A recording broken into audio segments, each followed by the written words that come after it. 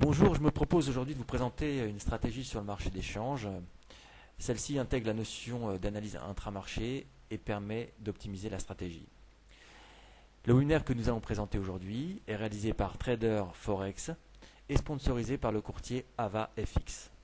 Avant de débuter ce webinaire, je vais commencer par me présenter. Je m'appelle David Furcage, je suis analyste technique professionnel diplômé et vice-président de l'Association française des analystes techniques.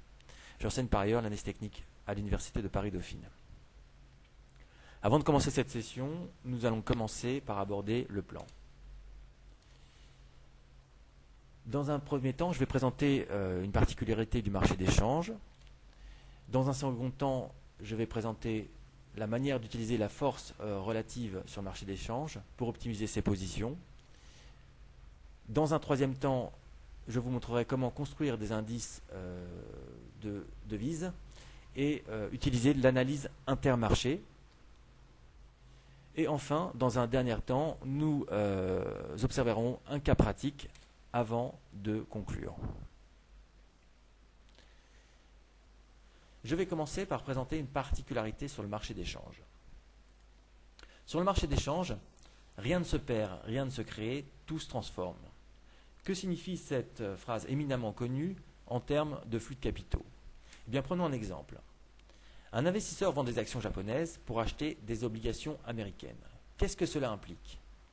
Eh bien, on va observer une sortie de capitaux du marché actions et une entrée de capitaux sur le marché obligataire. Dans le même temps, sur le marché des changes, on observera une vente de yens et un achat de dollars. On note donc un dégonflement du marché actions au profit du marché obligataire, alors que dans le même temps sur le marché des devises, il s'agit simplement d'une transformation de yens en dollars. Seconde caractéristique, les majors, à savoir le franc suisse, le yen, l'euro, le dollar, la livre et certaines commodity currency, représentent l'essentiel des transactions journalières.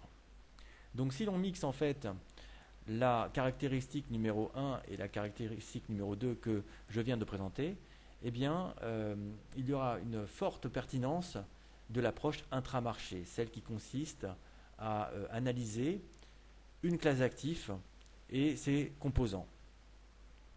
Nous allons donc essayer de déterminer si les différents composants du marché des changes, à savoir les différentes devises qui le composent, entretiennent des relations, des corrélations qui pourront nous permettre d'optimiser un scénario de trading.